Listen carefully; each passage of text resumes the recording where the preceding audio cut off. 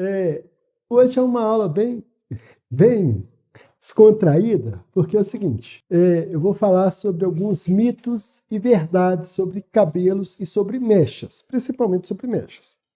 Quando eu falo que eu vou falar sobre mitos e verdades, eu tenho que mostrar para vocês o seguinte, a minha verdade pode ser que não seja a sua. Nessa longa carreira minha de profissional de cabelo, eu aprendi com muitos profissionais, eu aprendi eu mesmo fazendo e errando, aí eu anotava meus erros e na hora que eu acertava, eu percebia que aquilo que era contado como história não dá certo.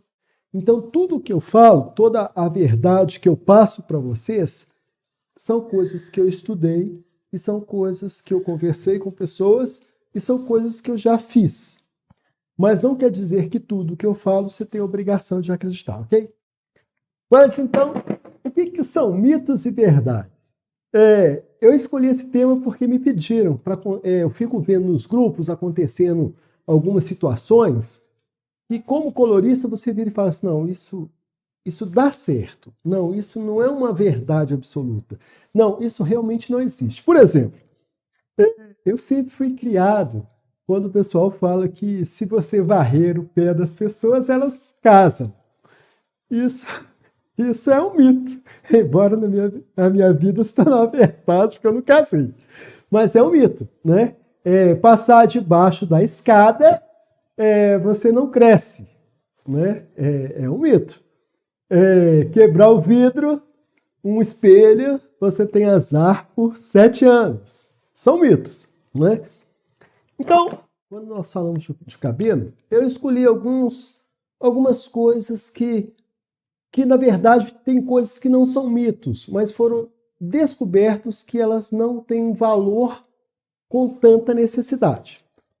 Por exemplo, uma das coisas que eu quero falar para vocês não quer dizer que vocês têm que acreditar nessa palavra que eu vou te falar. Mas olha só, fazer mechas em cabelos de grávidas. Eu, Atuliano Arlen, para que eu possa fazer um cabelo em uma grávida, a primeira coisa que eu pergunto para ela é se o médico dela liberou. Se o médico dela liberou e ela já foi para o salão e fez um teste de mecha comigo e passou, eu vou fazer esse cabelo. Tanto que eu vou mostrar uma foto aí para vocês que eu fiz um cabelo de uma grávida. O que acontece? Tem um período ali que alguns médicos não deixam fazer de jeito nenhum. Desde do início da gravidez até o final dela, tem médico que fala que não pode. Tem uma foto aí, ó, pra vocês verem de uma grávida que eu fiz, tá? Eu fiz o cabelo da Ju, eu fiz o cabelo dela tranquilamente. Gastei um bom período ali fazendo mechas, não sei se foi 5 ou 6 horas fazendo essas mechas. Vida normal, vida que segue. Ela foi lá, tirou as fotos dela no outro dia, com o cabelo lindo, maravilhoso, intacto. E eu fiz as mechas dela até esses dias de novo e continua lindo e maravilhoso. Ela não teve problema algum. Então, Túlio, fazer cabelos em grávidas é mito ou é uma verdade? Para mim, depois que o médico libera, eu me considero que é um mito, tá? Primeira coisa, aí Túlio, mas por que você fala que é um mito? Olha, quando você faz um cabelo de uma grávida, primeira coisa que quando você estuda cabelo, você entende que o fio de cabelo, ele é morto. Em algumas pesquisas foi descoberto que ele tem algumas características que ele recebe um tratamento ou ele recebe uma coisa. Mas não é considerado uma célula viva, tá? Então, cientificamente, para trás, tudo que tinha vida tinha que ter célula. O cabelo, então, até antes, na hora que ele sai daqui, que ele começa a fazer o crescimento, é considerado ainda para muitos uma célula, um fio morto. Quando você faz uma mecha, você cria uma mecha, não é uma coisa que vem aqui, entra na sua corrente sanguínea e volta, entra na sua corrente sanguínea e volta. Ele fica parado ali. Se você fizer mechas 3 centímetros da raiz para cima, esse cabelo fica 3 centímetros sem descolorir. Este cabelo aí que vocês estão vendo, você pode ver que ele tem 3 centímetros de raiz natural. Então, eu considero que seja um mito fazer em cabelos de grávida. Então, veja bem, se o médico da sua paciente, da sua grávida, liberou, eu faço. Tá? A partir do momento que ele liberou, eu faço. Depois que o meu teste de mechas passar. Se ele não passar, eu não faço. Então, para mim, um dos primeiros mitos que nós temos aqui é fazer cabelo em grávida. Tá? Outra coisa que eu considero um mito, faça se você quiser. Hoje você vê aí várias vezes muitas pessoas fazendo. Túlio, fazer um processo químico em cabelo de criança é mito ou verdade? Depende, tá? Eu não faço um processo de uma química muito forte em uma criança, mas é uma coisa minha, tá? É uma coisa, eu não faço uma química, tipo assim, um relaxamento. Eu não faço um relaxamento no cabelo de uma criança, né? Uma criança ali de 10 anos, 9, 8, eu não faço uma química pesada desta forma. Mas eu não faço, não é porque não passaria. Eu não faço em respeito à criança, tá certo? Porque se você faz um teste mexe de uma química numa criança e ele passou ali, o cabelo está resistente, dá para fazer. Qual que é o problema em fazer uma química, por exemplo, uma progressiva no cabelo de uma criança menorzinha aí? O olho arde demais, você pode deixar encostar no couro cabeludo e aí começa a dar aquela pinicação e ela ficar inquieta. Fora a escova que você vai ter que fazer no cabelo dela, fora a prancha que você vai ter que passar e você vai ter um desgaste aí da criança, um estresse da criança. Mas, vamos supor que a criança fosse uma criança que ficou quietinha e tudo. E a mãe insiste, eu faria pelo fato de que, porque dependendo da química, ela não vai alterar nada dentro do organismo da criança. A gente tem que olhar o seguinte, vai atingir o organismo da pessoa? Vai, não faz. Vai entrar no organismo, não vai atingir o organismo da pessoa? Então, se faz. Outras coisas que vocês veem pessoas aí fazendo mechas em cabelo de criança. É uma química. Rosa, verde, amarelo, azul. Então, nós temos um procedimento aqui que nós podemos criar uma situação para fazer. Então, o segundo tema aqui, o segundo ponto aqui que eu falo, que eu acho que é mito, é fazer um processo químico aí, dependendo do processo, em crianças, ok? Tá? Agora já entrando em mechas mesmo. Outro mito que eu considero é o seguinte, a pessoa vira e fala assim, eu faço o cabelo da cliente tem 10 anos. Então, só de bater o olho no cabelo dela, eu sei que ele pode ser feito ou ele não pode ser feito. Para mim, isso é um mito, tá? Se a sua cliente hoje, o cabelo dela recebeu uma química e ficou linda e maravilhosa. Aí daqui 6 meses ela voltou. Aí você bateu o olho no cabelo dela e acredita que você pode fazer aquela química? Olha, tem um engano por aí, porque desse período de 6 meses ou 1 ano que ela sumiu, você não sabe o que ela fez. Você não sabe por que ela passou, pelo que estresse que ela passou. Você lembra que a gente fala que estresse derruba cabelo? Estresse derruba cabelo. Então, qual que foi o processo que essa cliente sua passou? Então, ela teve um estresse, ela fez uma química diferenciada na casa dela. Então, quando a cliente chega até você, você tem que fazer um teste de mecha, a não ser se aquela cliente, talvez, ela é somente sua. Toda a vida, tem 3, 4, 5 anos que ela é sua, você tem aquele diagnóstico dela e conversa com ela, e você conhece o cabelo dela, você ainda tem esse risco de fazer isso.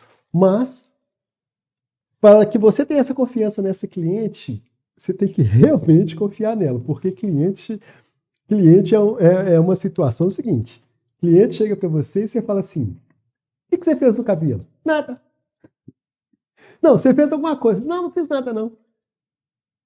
Essa história que eu estou te contando aqui foi exatamente uma história que me aconteceu. Eu fiz mechas em um dia no cabelo, fiz mechas e a cliente saiu debaixo de chuva, chegou em casa e ela virou para mim e falou assim, me ligou 7 horas da manhã e falou assim, Túlio, o que você fez no meu cabelo? Eu falei assim, mechas. Ontem, fizemos mechas ontem. Não, meu cabelo está completamente diferenciado, está diferente. Eu falei, não, seu cabelo saiu daqui intacto. Ela falou, não, meu cabelo está ressecado, meu cabelo está igual um arame. Eu falei, olha, possivelmente pode ser sido da chuva que você pegou e tal, mas você chegou em casa, tomou banho. Ela virou para mim e falou assim, vem aqui ver o meu cabelo. Vem aqui. E cheguei lá, e o cabelo dela realmente estava assim. É um termo chulo que eu vou falar, mas é como se fosse assim, estava o bagaço da laranja. Só para vocês entenderem. Realmente o cabelo estava muito estranho. Eu tinha feito a mecha um dia, no outro dia já estava muito estranho. E eu virei para ela e falei assim, não, você fez alguma coisa? Eu falei assim, não, Túlio, eu não fiz nada. Não, eu falei, alguma coisa, você não fez nada, você saiu de lá do salão, você veio cá e dormiu? Ela falou, não, Túlio, eu cheguei em casa, bati o secador no cabelo e pranchei de novo. Olha o que ela fez aqui, olha. Ela saiu com o cabelo mechado, tratado, cuidado e escovado. Ela chegou em casa, ela não secou o cabelo, não lavou o cabelo, desculpa, não lavou o cabelo. Ela literalmente secou o cabelo do jeito que ele estava, com a água que é ácida da chuva. Terceiro ponto que ela fez, ela pranchou um cabelo que estava com água de chuva, completamente, né? Nem sei como é que estava mais, mas com água de chuva, que é uma coisa ácida. E ela deve ter pranchado com a prancha quase parando, né? O que ela fez? Ela queimou todo o pigmento que eu coloquei naquele cabelo um dia antes. Então, a cor maravilhosa, o perolado que eu tinha colocado em cima do cabelo dela, não! E ela ainda virou para mim e falou assim que ela chegou em casa, ela só aplicou um pouquinho de botox que ela tinha, secou e pranchou. Ela tinha feito um mechas um dia antes. Então ela queimou o pigmento, por causa que ela deve ter pranchado o cabelo devagar, por causa do botox, e depois ela tentou supostamente jogar a culpa sobre mim, pelo cabelo estar naquela situação. Então, terceiro mito que eu estou falando para você é, geralmente, você tem que perguntar, questionar a sua cliente o que ela fez ali no período de 6, 1 ano ali, ou de 3 meses, para você não cair na situação da mentira. Outro mito que as pessoas fazem.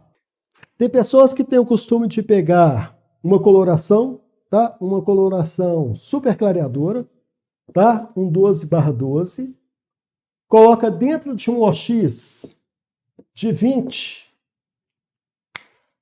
E quando está lavando o cabelo, ele já prepara isso aqui e deixa lá descansando, acreditando que um super clareador dentro de um OX de 20 vai se tornar um tonalizante porque ele está exalando a amônia ali.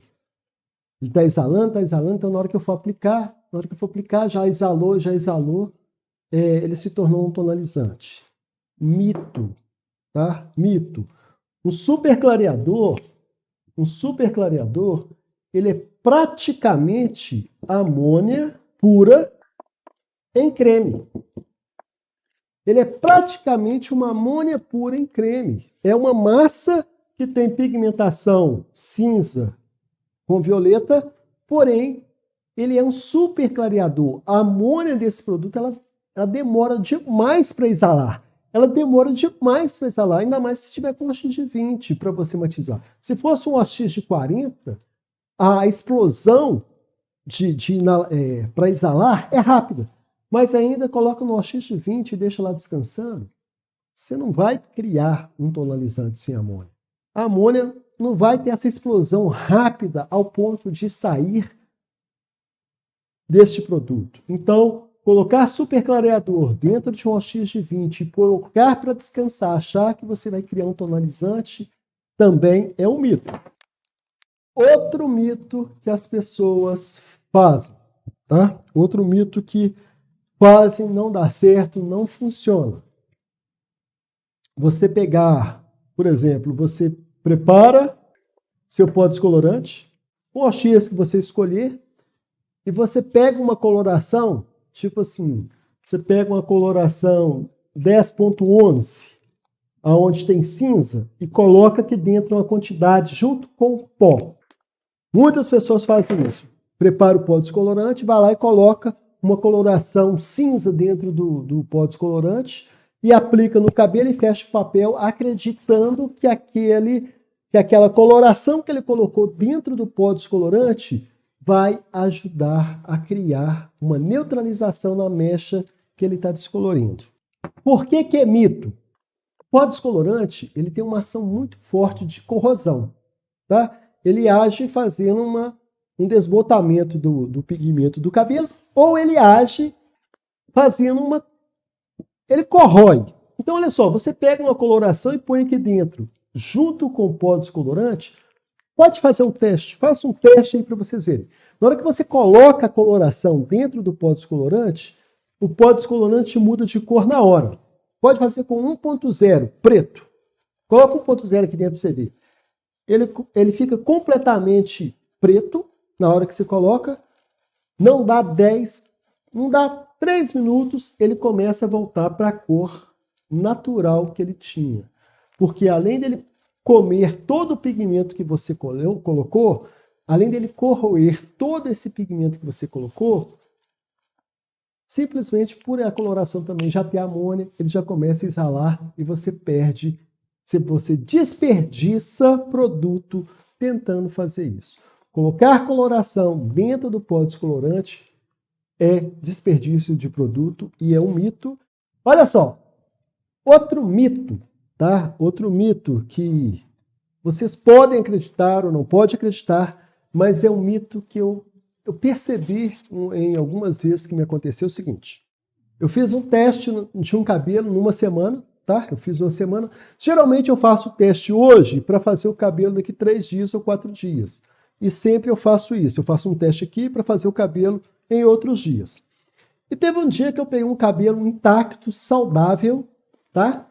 E fiz o teste de manchas e passou bonitinho, ficou uma cor bacana e tal.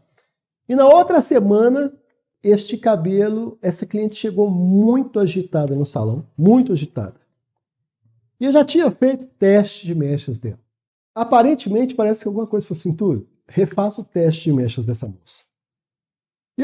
Mas só que o meu consciente estava assim, você já fez o teste de mechas dela. E aí parecia que vinha uma vozinha e falava assim, Túlio, faça o teste de mechas dessa moça. E eu sentei lá na cadeira e fui fazer o teste novo. Gente, vocês podem acreditar se vocês quiserem, tá? Na hora que eu fiz o teste de mechas nesse cabelo, esse cabelo emborrachou todo. Mesmo pó descolorante, mesmo OX, esse cabelo emborrachou. Uma semana que ele tinha passado, na outra semana que ela chegou completamente agitada, estressada, esse cabelo emborrachou. E eu acredito muito naquela situação seguinte, quando os hormônios de uma pessoa é alterado, eu acredito que até o cabelo sente, tá? Eu acredito muito nisso. Então aqui, qual que fica sendo o mito, de novo, retocando aquela situação? Não deixe de fazer um teste de mechas até quando uma situação de um estresse aí da sua cliente estiver acontecendo. Não deixe de fazer um teste de mechas de forma alguma, tá? Então, é mito você literalmente achar que realmente você conhece o cabelo só porque você faz esse cabelo todas as vezes. E outra coisa, todo cabelo é considerado uma caixinha de surpresa, tá? Todo cabelo é uma caixinha de surpresa.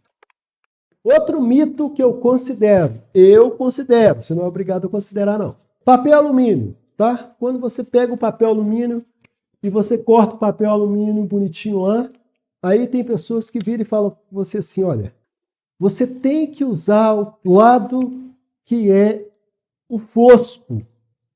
É o fosco que tem que ficar o cabelo, não o lado brilhante. Para mim é o seguinte, o papel alumínio, independente do lado que você usa, para mim ele faz o aquecimento do cabelo normal. Tá? Então, eu creio muito que é mito você virar e falar que o lado do papel interfere. No papel alumínio, aqueles dos 2 lados que são de alumínio. Tá? Outro mito que eu acredito que é parecido com o superclareador. Você pegar uma coloração uma coloração 8.1, tá? 8.1, coloca aqui dentro da cumbuca com OX de 10, não, de 20, tá? De 20 e deixa lá descansando para ele se tornar um tonalizante. Eu considero que é mito o seguinte, realmente ele vai perder força. 8.1, quando você coloca, qualquer coloração, quando você coloca dentro do potinho, você pode ver que ela é clarinha. Vai passando o tempo, ela começa a escurecer. Por quê? Porque ela está oxidando. Então, na medida que vai oxidando, com certeza ela vai ficando fraca, tá? Mas por que eu falo que é mito em relação a falar que não vira um tonalizante? Porque eu não sei o tempo dessa oxidação para fazer ele se tornar um tonalizante. Eu sei que ele vai ficar fraco. Se eu deixar lá meia hora, 20 minutos, 30 minutos, ele fica muito mais fraco do que quando eu coloquei ele na cumbuca. Mas, que eu vou te falar com você, a hora que ele vai virar um tonalizante, eu não sei. Você possivelmente não sabe. Então, é um mito aí você achar que pode fazer uma coloração com amônia e se transformar em um tonalizante. É claro que eu também já fiz isso, de pegar uma coloração dessa, colocar o OX de 20, descansar um pouquinho, depois coloco um pouco de creme lá dentro dela para eu ganhar uma suavidade no fio e não ter uma oxidação rápida nesse cabelo. É claro que você chega próximo disso, mas quando eu falo mito, é a precisão de fazer ele virar um tonalizante, ok? Quando você aprende a parte verdadeira de algumas coisas, outras coisas se tornam realmente uma situação que você não deixa a desejar. Tudo que você passa a fazer, tudo que você começa a fazer, você sabe o que você está fazendo. Você sabe o que é verdade, o que é mentira, o que está contando história, o que não está contando história. Tá certo? Então, eu mostrei para vocês alguns mitos aí sobre a criação de mechas. Agora, olha só, algumas verdades que eu considero em mechas. Hoje a moça me perguntou o seguinte, ô Túlio, para que eu possa fazer um cabelo acobreado se tornar loiro, é melhor eu colocar um cinza nele, fechar a cor e depois clarear? Veja bem, você já está no cobre, você já está laranja, acobreado, já está acobreado. É melhor eu continuar a clarear esse cabelo do que eu fechar este cabelo para depois começar a clarear. Tá certo? Mas isso falando de um clareamento para ficar homogêneo. Agora, se essa pessoa quer um cabelo para ficar escuro, né, e com mechas, realmente você vai ter que fechar esse laranja, tá? Fechar esse cobreado, para depois você fazer um clareamento. Então, é uma verdade que você tem que fazer a escolha, se ela quer ser loira totalmente, ou se ela quer ser morena com loira. Você tem que saber isso aqui. Uma verdade que foi dita esses dias para mim. Progressiva. A verdade que me falaram, Túlio, progressiva é um mal necessário? Sim. Progressiva é um mal necessário. Por que eu falo que é um mal necessário? Porque progressiva é uma coisa que não vai sair do mercado. Mesmo que os coloristas, os fazedores de mechas virem e falar assim, ou você é lisa, ou você é loira. Porque os dois não andam juntos, tá? Aí, qual que é a verdade? A verdade é o seguinte, se você faz progressiva, a progressiva existe e está lá, é um mal necessário. Se você quer fazer uma pessoa que está lisa ficar loira, dá certo? Às vezes dá certo e às vezes não dá certo.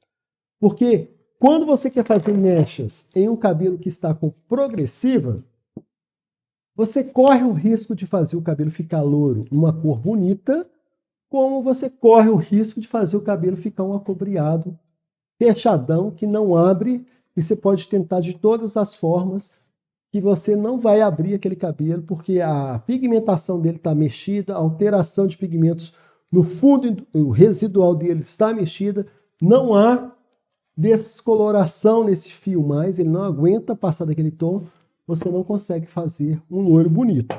Então, qual que é a verdade? A verdade é o seguinte: lisa e loira não andam juntos com progressiva e loira, mas é um mal necessário, então você vê uma pessoa fazendo progressiva e fazendo loira e ainda às vezes sai muito bacana. Mas progressiva é um mal necessário, porque a gente sabe que o formol entra nas macrofibrilas, microfibrilas, altera a pigmentação do cabelo, afina o cabelo, mas não vai sair do mercado e vai estar aí o resto da vida para deixar as pessoas lisas, tá? Mas danifica o cabelo. Túlio, é verdade que fazer loira também danifica o cabelo? Danifica, gente. Também é uma verdade. Loiros danificam o cabelo. Mas é um mal necessário. Tem mulheres que querem ser loira. Se tratar, cuidar bem, usar um produto bacana, esse dano que acontece, a natureza do próprio cabelo começa a reestruturar o fio. O cabelo volta a ficar bonito e o cabelo começa a ficar bem bacana. E eu conheço pessoas, vocês devem conhecer também, que têm cabelos que parece que eles adoram química. Você põe o pó descolorante no cabelo, parece que ele agradece, né? Eu não sei se vocês já pegaram clientes assim, mas eu tenho a Lídia, né? A Lídia é uma cliente que você põe o pó descolorante no cabelo dela e o cabelo faz as mechas, fica linda. E quando eu viro para ela e falo assim, ô Lídia, você tem cuidado desses cabelos? Tudo? Não, eu lavo meu cabelo com sabão de coco, com shampoo de farmácia. Ela não cuida do cabelo, o cabelo dela fica uma coisa assim maravilhosa, que é uma das clientes minhas. Está até no Facebook, depois eu marco para vocês verem. São poucas dessas clientes, mas é uma pessoa que não cuida e parece que o cabelo dela adora química. Tem cabelos que detestam química. Tem cabelos, que é o da Simone ali, que ela já até levantou o dedo, ele começa a reestruturar depois de bons tratamentos. E outra, o cabelo da Simone, é uma verdade, o cabelo da Simone aqui, por exemplo, na hora que você acaba de fazer mechas, ele detesta escova. Tá? É um cabelo cacheadinho, é um cabelo, tem aí também no Face, é um cabelo cacheado, mas se eu tentar fazer o cabelo da Simone, tentar fazer uma escova, eu sou péssimo escovista, mas se eu tentar fazer uma escova e chamar até um profissional bom de escova, o cabelo da Simone não aceita, ele não gosta de escova, então hoje a gente já faz as mechas dele e ele já sai molhado. A gente mais bate o secador para ver a cor, mas eu não faço escova no cabelo, a Simone está aqui bem na minha frente, não faço escova no cabelo dela, ele não gosta e não tem jeito, tá certo? Entrando numa parte bem técnica aí, falando que é verdade, você não tem que acreditar na minha verdade, mas ela é verdade. Misturar peróxidos um no outro, tá? Misturar peróxidos. Isso até faz parte da minha aula, do curso que eu dou, mas vou dar uma palhinha. Você tem um peróxido de 20 e você pega um peróxido de 30. Nem a matemática nem vai dar certo, não, mas só para você entender. Por que eu falei que a minha verdade, eu acredito nela? Porque, igual eu falei com vocês, esta aula que eu tive aqui foi com o doutor em Química, tá? Ele é doutor em Química, ele falou que não é muito a minha área, tudo, mas o que você fala aqui tem sentido. Por quê? O peróxido, ele é feito de H2O2. Isso é a molécula de peróxido de hidrogênio. Se torna água oxigenada quando você coloca água, H2O. Essa água não é comum, tá? Não sei se é água destilada ou o que é, mas você faz um peróxido de hidrogênio, uma água oxigenada com água mais peróxido. Então você cria um peróxido. Quando você cria um peróxido de 20, que ele é chamado de 6%, todo mundo usa os profissionais, né, mais bacanas aí, eles gostam de falar assim, pega um peróxido para mim de 3%, pega um peróxido para mim de 6%, pega um peróxido para mim de 9%, pega um peróxido de 20%, ele não está falando nada além de, pega um OX para mim de 20%, o OX de 20 quer dizer que ele tem 6% de peróxido de hidrogênio. Ele tem 6% de peróxido de hidrogênio. O resto é água. Pega um peróxido de 6%, quer dizer que a água oxigenada de 30, ele é 9% de peróxido e o resto aqui é água. Então, o que acontece nisso aqui? Você pega um OX de 40, numa urgência ali, você está com uma urgência, você põe no seu estoque e você não tem uma água oxigenada de 30. Aí você tem de 40 e você tem de 20. O que você faz? Você soma as duas na mesma proporção, 40 com 20, e você acha algo parecido com 30. 4 com 20, 60 dividido por 2, 30. Mas, o que você fez aqui? Você fez um peróxido 100% de 30? Essa verdade? Você só não faz um peróxido de 30 verdadeiramente pelo simples fato de que, quando você faz essa mistura, você mexe nas moléculas, você mexe na estabilidade, porque é uma mistura, tá? Então, nessa mistura você pode perder até um pouco dessa estabilidade, mas o que te acontece nessa verdade? O OX de 40 perde força e o OX de 20 ganha força nessa mistura. Então você chega aproximadamente no OX de 30. Ele não vai ser de 40 porque perdeu força, e ele não vai ser de 20 porque ganhou força. Então, numa urgência, se você misturar meio a meio aí, você consegue chegar próximo ao peróxido que você quer chegar. Então, ao meu ver, quando você faz uma mistura ali de peróxido de lítio e água oxigenada numa urgência, você consegue criar um outro tipo de peróxido, tá? É a mesma coisa se você pegar um OX de 40 e colocar uma água. Túlio, água de torneira, você está numa urgência, tá? Porque a melhor coisa que tem é você ter os peróxidos que você quer, de 40, de 10, de 20, mas você está numa urgência.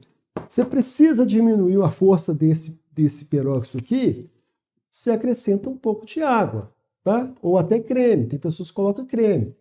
Isso é uma verdade em enfraquecer o peróxido que você tem. Se você colocar o peróxido na cumbuca também e deixar ele exalando, como ele vai exalando, ele vai perdendo força. Não é isso? Ele vai oxidando. A partir do momento que ele vai oxidando, ele vai perdendo força também. Tá bom? Outra verdade que é dito para vocês é o seguinte: manchou o cabelo está aqui e você veio aqui e criou aquela patinha de onça ou alguma coisa que vocês criam aqui e fica aquele laranjadinho feioso. Eu chamo de linha de transição. O que é a linha de transição? A linha de transição é a cor do louro que você criou com aquela linha de transição para chegar no cabelo. Essa linha de transição aqui, onde é que você chama aquelas patinhas de onça, aquele trem de laranjado. Qual que é o mito e qual que é a verdade nessa situação? O mito é o seguinte: você quer corrigir isso aqui. Como está laranja ou está cobre, você lembra do seguinte questão: poxa, quem corrige o cobre é o laranja. Desculpa, quem corrige o cobre é o cinza ou o azul. Então, se eu colocar cinza aqui ou azul aqui, eu vou conseguir corrigir isso aqui. Só que você esquece da regra de neutralização que cinza ou azul em cima de laranjado me faz aqui, ó, um marrom. Você vai ter uma correção levando para o marrom. Ou seja, aquela patinha que você acha feiosa, aquela patinha aqui que era acobreada, ela passa a ser marrom. Aí na hora que você lava o cabelo, aí que você hidrata o cabelo, aí piorou. Na hora que você hidrata o cabelo, piorou, porque você fechou a cutícula aí que você não vai corrigir mesmo. E na hora que você enxaga o cabelo, tá lá aquela coisa marrom saindo do cabelo. Por quê? Porque você não usou a correção certa aqui. Então, é verdade que você não pode usar cinza ou azul naquelas patinhas. Pode ser um mito também. Vamos colocar como mito. É mito falar que eu vou usar azul ou cobre aqui para correção. Túlio, então qual que seria a verdade? A verdade aqui é o seguinte: você tem que esquentar isso aqui, ou, por exemplo, você tem que colocar um dourado, 0,33. Túlio, mas dourado em cima de dourado, sim. Você coloca o dourado aqui, você coloca um dourado aqui, uma pré-pigmentação, você te pré-pigmenta aqui, depois você coloca a cor que você quer, que aí vai pegar e vai fechar essas patinhas. É por isso que muitos esfumados que você vê aí fica perfeito, porque muitas pessoas têm esse costume de fazer isso. Ô, Túlio, eu nunca vi a pessoa fazer isso que você está falando. Eu já vi a pessoa aplicar 4,5. Dá aquela laranjado feioso aqui. Aí, o que a pessoa faz? Você vê aí vários vídeos da pessoa vindo e falando assim: olha, eu misturei 4 com 6. Aí entra a matemática e colorimetria, que eu não vou dar aula aqui agora. 4 com 6, eu vou ter um 5, tá certo? Mas só que a proporção de 4 tem que ser maior, porque eu quero fechar. E a outra coisa que tem que ser especial para você, que esse 5 aqui não pode ser coloração com amônia. Geralmente, você pode olhar, todo mundo que faz um esfumado de raiz, ele faz com tonalizante. Por quê? O tonalizante ele gasta 25 minutos no cabelo, é o máximo de tempo que ele gasta. Ele é uma coisa que fica superficialmente no cabelo, ou seja, ele vai conseguir criar uma capa que fechando isso aqui, e seu esfumado de raiz fica lindo e maravilhoso. Se você não quer realmente ter uma necessidade de esfumar a raiz, a técnica de zigue-zague na costura, a técnica de você usar um pó descolorante mais firme, a técnica de você não colocar o pó descolorante perto da raiz, mas colocar no meio do papel para depois levar para a raiz, te permite não manchar cabelo. Então você só mancha o cabelo aí porque você quer. É uma verdade que você só mancha o cabelo porque você quer. É uma verdade que você só mancha o cabelo porque você fez errado. Se você fizer um pó sequinho, se você fazer para perto da raiz subindo, se você fazer um iriçado perto da raiz, você literalmente não vai manchar cabelo algum. Verdade ou mentira que depois das mechas não podemos hidratar? Aprendi num curso que não pode. Amo essa pergunta. É uma pergunta fantástica. Veja bem, na verdade é o seguinte, se foi o que eu entendi, se foi exatamente o que eu entendi, é o seguinte, é meia mentira e meia verdade. Vou explicar por quê. Olha só. Você fez as mechas, tá? O cabelo tá lourinho aqui, ó.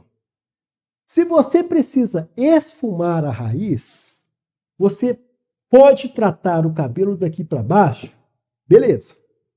Mas você não pode trazer um tratamento para onde você vai esfumar. Porque se você levar um tratamento para cá, você fecha a cutícula desse cabelo, você acidifica esse cabelo, ele não pega coloração.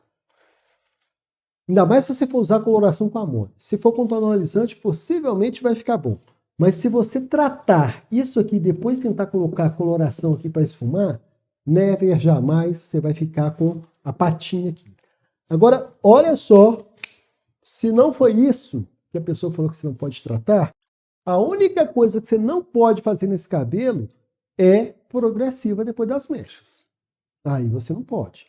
Você não pode fazer um botox depois das mechas, porque é acidificar o cabelo muito mais do que ele precisa. Então, olha só, você pode vir aqui, ó. O cabelo está aqui. E você vai vir aqui, por exemplo, eu também, particularmente, uma coisa bem particular. Quando eu faço mechas, eu não gosto de fazer uma reconstrução, tá? Reconstruir. Onde é que tem muita queratina, um produto com muita queratina, eu não gosto de colocar aqui. Eu gosto, por exemplo, de nutrir ou hidratar, né? Depois que eu faço isso, que esse cabelo, né, recebeu esse produto, aí sim, possivelmente eu posso gastar um pouco mais de benefício colocando uma reconstrução no mesmo dia. Só que eu aprendi uma coisa também, não fique gastando muito benefícios de cabelo. O que eu chamo de benefícios? Se você tem uma ampolinha, por exemplo, uma ampola de tratamento intensivo super da L'Oréal, por exemplo, só de você colocar aquela ampola aqui, ó, ela já faz toda a função de qualquer outra máscara que você vai usar. Então, para que eu vou vir aqui colocar uma ampolinha de nutrição, mais uma máscara de reconstrução, mais uns... Você está gastando benefício, porque na hora que você for enxaguar, vai sair. Então, sempre prepara o seu tratamento, né? Uma quantidade boa que dê para aplicar em toda a extensão do fio e seja feliz. Mas essa história de falar que um cabelo não pode ser tratado depois que você acaba de fazer mechas, como é que você vai desembaraçar esse cabelo? Como é que você vai fazer? Tem pessoas que tratam e depois ainda condicionam para ficar fácil de desembaraçar. Então, para mim, é um mito, tá? Eu sou adepto a hidratar o cabelo toda vez que você faz mechas, tá bom? Depois de fazer luzes ou progressiva, tenho que lavar com shampoo? Isso é uma coisa muito particular, tá? É uma pergunta que é muito particular. Ela é mito e ela é verdade. Porque, olha só, quando você faz um cabelo com Vou começar pelas mechas primeiro. Quando você faz cabelo com mechas, ele tem pó descolorante lá, você tem que lavar. Se você já lavar com shampoo, por exemplo, com shampoo azul, matizador, você já está matizando e já está lavando o cabelo. Então, estou falando das mechas primeiro. Então, Túlio, quando você faz mechas, você lava o cabelo? Sempre. Cuidado que você tem que ter o seguinte. Geralmente, a gente lava o cabelo 1 ou 2 vezes ali nas mechas, né? Você tem que tomar cuidado para você não esfregar muito o couro cabeludo toda hora, né? Você lavou o cabelo? Lavou na hora das mechas? Beleza. Lavou o cabelo. Aí você matizou? Lavou o cabelo. Né? Você não precisa ficar esfregando 10 vezes o couro cabeludo. Então eu tomo muito cuidado com o couro cabeludo da cliente. O couro cabeludo eu deixo para minha última lavada. Né? Eu faço mechas, eu lavo o cabelo. Eu matizo o cabelo, eu lavo o cabelo. Terminei, vou lavar mesmo? Agora sim eu lavo o cabelo totalmente. E aí é mais interessante aí. Você tem que tomar muito cuidado com o couro cabeludo para você não deixar uma coisa de irritação. Agora, para a progressiva, você lava com antirresíduo, que é um cuidado que quase ninguém tem. Aí você vai, esfrega completamente aquele couro cabeludo. Eu penso o seguinte, progressiva, gente, botox, essas coisas que tem formol ou ácido, você não pode esfregar muito o couro cabeludo da cliente. Você tem que esfregar o cabelo, você tem que lavar o cabelo. O cabelo tem que ser bem lavado. Mas o couro cabeludo, você tem que tomar cuidado com ele ali, porque se cai progressivo ali, ainda mais com formol, não sei se vocês usam aí, mas com formol você vai ficar pinicando demais, né? Então evita lavar o couro cabeludo muito forte. Agora, no final da progressiva, que você vai ter que lavar e escovar, aí sim você já pode fazer uma limpeza profunda que vai ficar bacana, ok? Aprendi num curso que não se deve usar shampoo após a tonalização, para não desbotar a cor. Porque a coloração demora 48 horas para a fixação. Concorda? Tá. Essa história que a coloração demora 48 horas para fixação, eu fico me perguntando assim, qual que foi o profissional que parou e ficou marcando o tempo de 2 dias para ver se a coloração ia fixar, né? Então, já começa nesse sentido. Vamos supor que você faça um cabelo, olha só o exemplo que eu vou te dar então bacana. Vamos supor que você faça um cabelo vermelho, tá? Em 6,66. Você acabou de fazer um vermelhão lá no cabelo do seu cliente, aí você vai só colocar água, aí a água fica branquinha, beleza. Aí na hora que ela chega em casa, que ela deita no travesseiro branquinho dela, lá tá aquela mancha vermelha, porque você não teve o capricho de lavar o cabelo, né?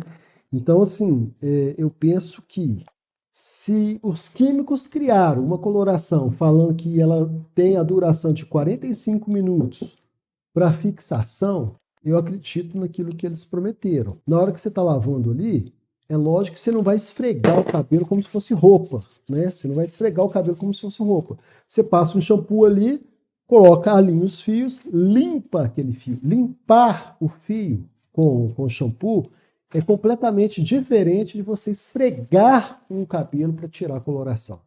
Então, olha a diferença. Limpar o cabelo com shampoo é completamente diferente de você esfregar o cabelo para tirar a coloração, tá bom? E você entende que pode mudar a estrutura do cabelo. De um cabelo levemente ondulado passa a cachear. Alguma relação com descoloração? Uma excelente pergunta, tá? No início da aula eu falei para você que cabelo é uma caixinha de surpresa, tá? Quando eu falo uma caixinha de surpresa, o que acontece? Muitas coisas alteram a estrutura do cabelo. Então vamos na parte fisiológica do ser humano. Não sou médico, mas eu penso o seguinte. Vamos supor que a pessoa tem um estresse forte, tá? Vou chegar onde você quer exatamente, tá? A pessoa tem um estresse forte. Estresse forte faz com que o cabelo caia, tá? É uma das causas maior de queda de cabelo hoje é o estresse. O cabelo caiu, a pessoa voltou a ficar normal e o cabelo e o estado normal dela começou a ficar bacana. O que acontece? Esse cabelo, dificilmente ele volta a ser o mesmo cabelo que ela tinha antes do estresse.